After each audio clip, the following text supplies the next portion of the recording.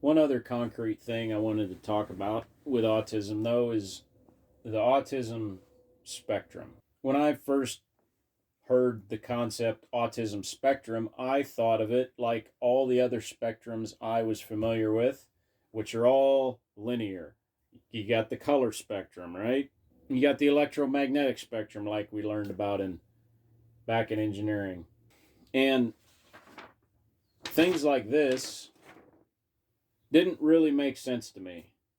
But perhaps something in my brain has been falling into place because I don't think the autism spectrum is a linear thing where there's high functioning and severely impacted and people in the middle.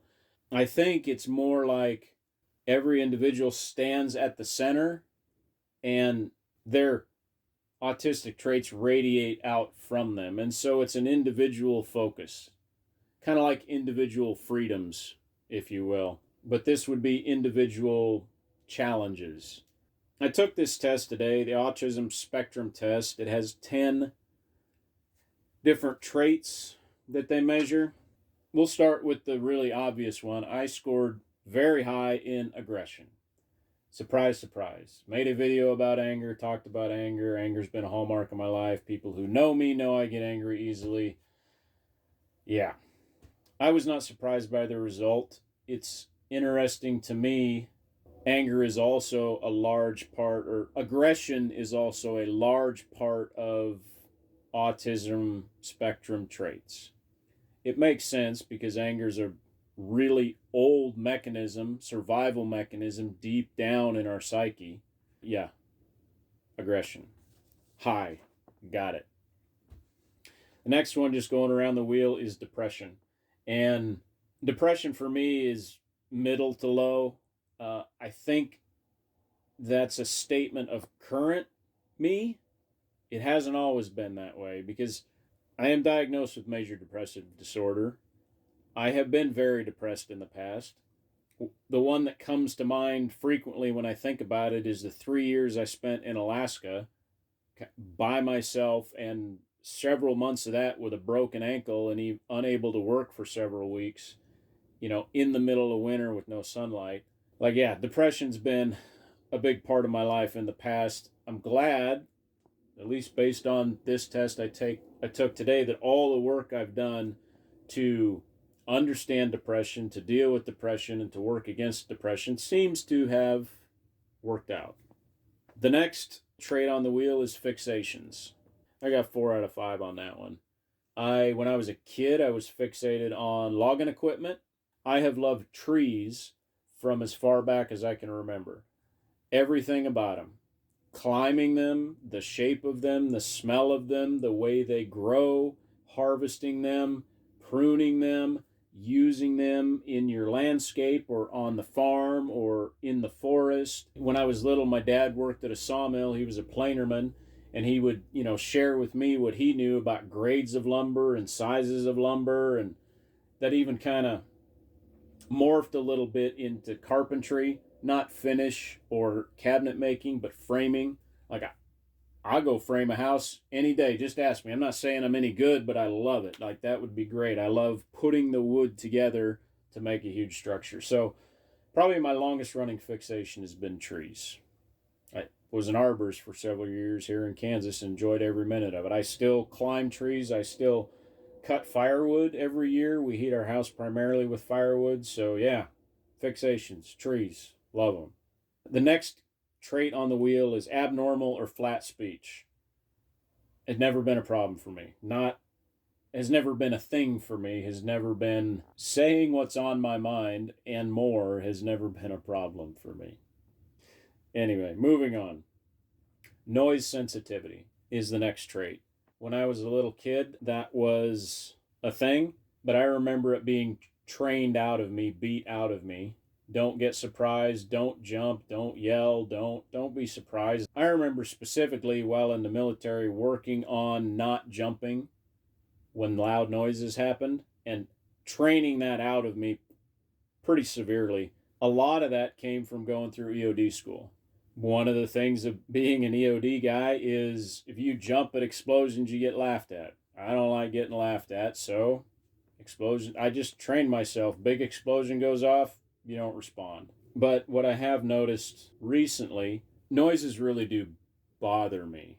I have mechanisms in place. I have trained myself to put up with them without showing it, but they do bother me.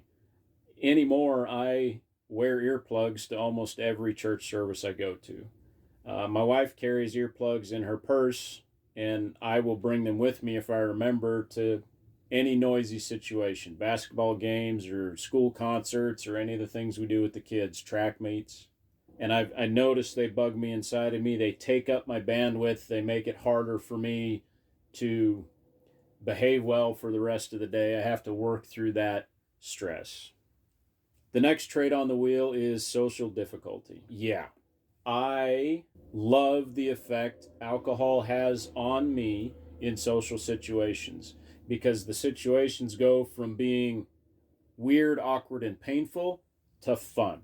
Before I discovered alcohol, I would go to social situations and just be quiet, just stand around.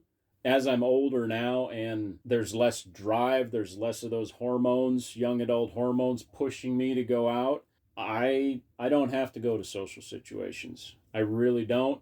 I don't have to engage people. I have friends. I like people. I like to have friends. And I know what it takes to maintain relationships from experience. And I'll do that, but I don't have to have the interaction because it's hard. It takes effort. It takes a lot of effort. I pay attention to the amount of effort it takes my wife to go, have lunch with a friend or to go hang out with a family and their kids and run around at the park. And I compare that to the amount of effort it takes me to go and hang out and talk to my friends and let the kids run around. And I just try to be mindful of it. The next trait on the wheel is anxiety. And I scored high on anxiety. Yeah, anxiety. My official diagnosis is panic anxiety disorder. I think anxiety has been a part of my existence my whole life, but it definitely got worse after wartime service. A couple of years ago, my anxiety got so bad that every time I drove on the road, I had a panic attack. The anxiety about driving is the easiest to point to, but there's even anxiety when anything changes. If I have had an opportunity to hear about something, let it sink in, accept it, and plan for it, then the anxiety is less. But if something changes rapidly, like, oh, we were going here, now we're going there, or even just my kids, which, why does it matter to me? It's a simple, like, hey, Dad, we were coming home from track practice at this time, but we're going to go do this instead because so-and-so and yada yada going to stop by their house. Boom, panic attack. It's a work in progress. It is no fun. It's one of the things I complain about the most.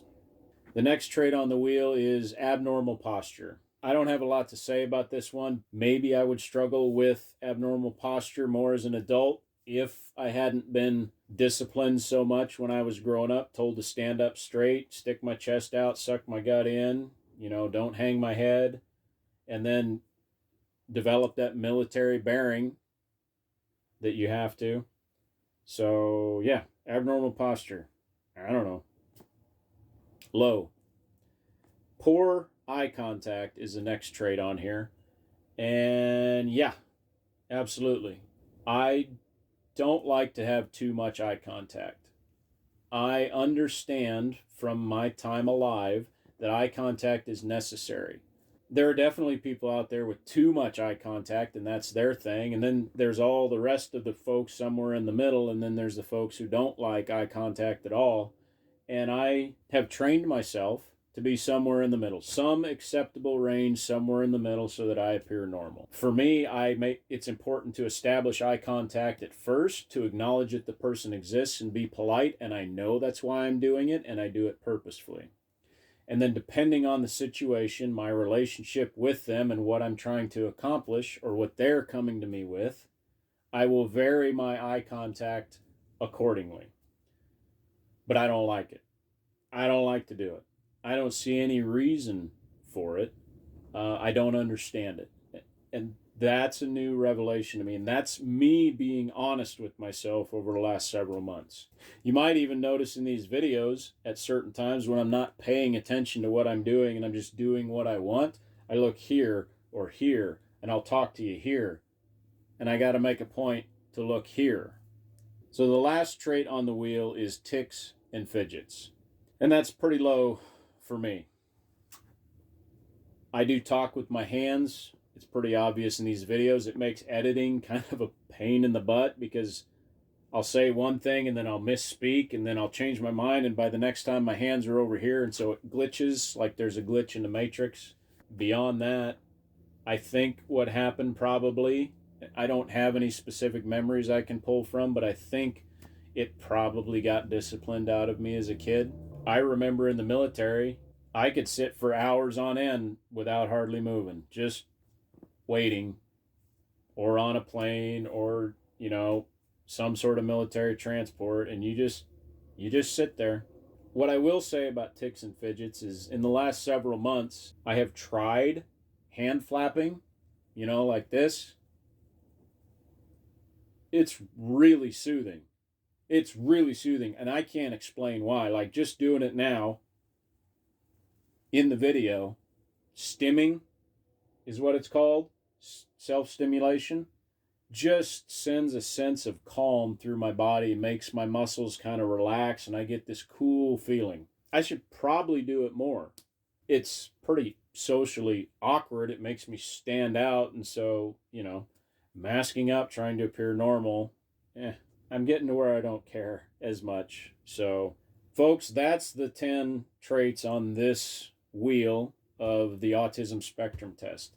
So I'm standing here at the middle with a lot of aggression and some depression because I've worked on it, some pretty strong fixations, not a whole lot of speech difficulty, some noise sensitivity that I manage, some social difficulty that I manage, lots and lots of anxiety that I try to manage, pretty good posture, not a lot of to make me stand out. I manage my aversion to eye contact in a mostly normal, middle of the spectrum way. And I'm kind of surprised at how effective tics and fidgets are. So that's my autism spectrum. It's been an eye-opening experience to me to understand myself better. And I've only been at this a few months. I have hope that just like discovering PTSD, and it took me several years to figure that out, as I understand my autism better, things will get better for me. Life will improve. Behaviors will become better.